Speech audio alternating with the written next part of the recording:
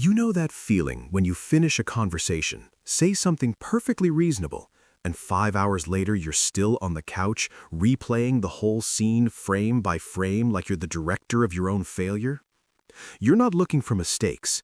You're looking for patterns, signals, connections nobody else seems to notice. And while you do it, a very small voice somewhere in the back whispers, maybe I'm just not that smart. Maybe other people simply don't overthink things this much. Stop right there, because what I'm about to tell you is going to completely reframe how you hear that voice and how you see your own brain. There's a phenomenon psychologists call the inverted Dunning-Kruger effect, and it has one very specific consequence. The more genuine cognitive capacity a person has, the more they tend to underestimate themselves. Why? Because their brain has access to more information, more nuance, more angles on every problem. And that makes uncertainty feel bigger, not smaller. Put it this way, you're not average. You're processing life in IMAX 8K while the world keeps asking you to describe what you see in 480p. Of course it feels strange. Of course it feels lonely. You're not broken. Your brain is simply playing chess while everyone else is playing checkers. Now let's talk about the habit nobody will explain to you in a PowerPoint presentation. People with high cognitive capacity often need to disappear, not from other people, from the constant performance of existing in the world. Every conversation, every meeting, every scroll through social media drains what neuroscientists call your prefrontal cortex resources, your mental battery. And brains that process on multiple layers simultaneously burn through it faster.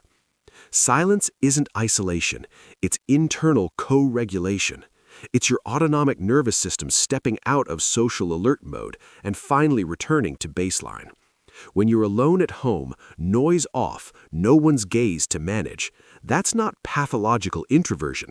That's what behavioral psychologists call refuge appeal, the deep neurological pleasure of being safe while the outside world stays chaotic.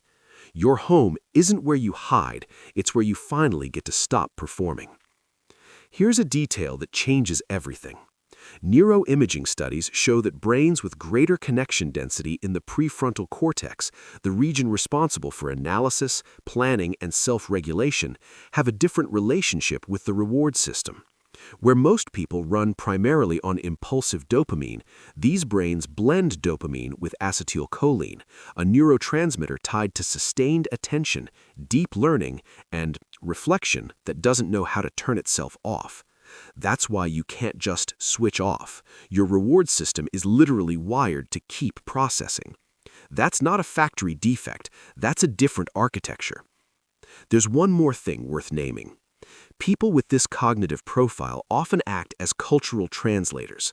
They understand the language of feeling and the language of analysis, the logic of the past and the vertigo of the present, the analog world they were born into and the digital one they had to learn mid-stride.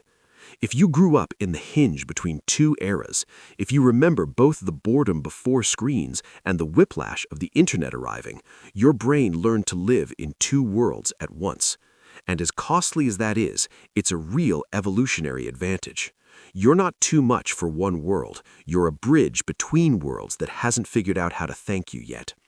So, the next time you catch yourself thinking, I'm not that smart, remember this. It's not a lack of confidence. It's your biology processing more than it can express out loud. It's not indecision. It's that you've already mentally lived through every possible outcome before taking the first step. It's not weirdness, it's a nervous system that figured out a long time ago that the inner world was richer than what the outer world could offer. Growth sometimes hurts precisely because brains like yours refuse easy answers, and that's not a weakness. It's the most honest signal that you're capable of something deeper. How many of these 5 habits do you recognize in yourself? Tell me in the comments, not for me, but so that someone else, someone who spent years believing they're broken, reads your words and finally feels seen. That's what a real community does.